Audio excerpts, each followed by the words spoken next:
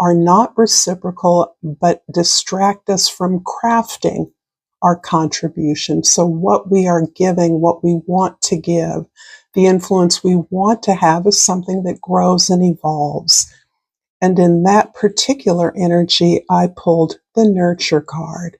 So this is very much about the way you're learning to re-nurture yourself, re-mother yourself, re-parent yourself from patterns that you learned in childhood that rewarded you for pushing aside your needs and concerns and tending to the needs of others.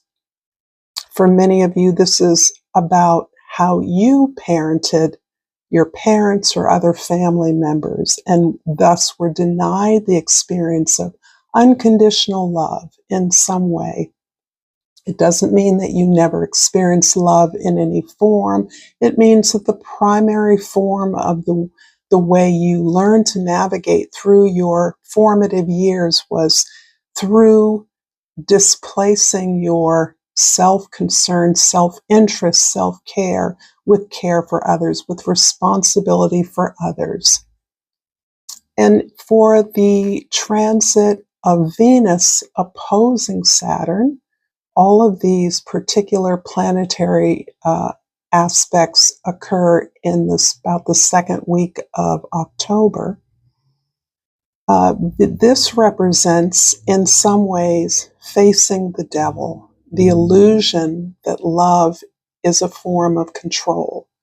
That illusion is what you experienced and what you fed into because this was the way that you learned to navigate the opposite of support, the opposite of acceptance, the opposite of being allowed, of being flowed, of being tended to, of capturing the appropriate attention of others, was to navigate this control that others appeared to exert over your life so that you were manipulated into some kind of care or responsibility for them.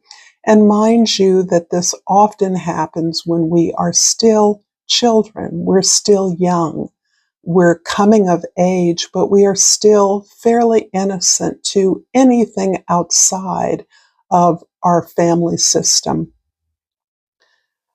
So that particular experience of what I've called is facing the devil, believing that you had to be strong, hard, wary, suspicious, that you were always being judged, so you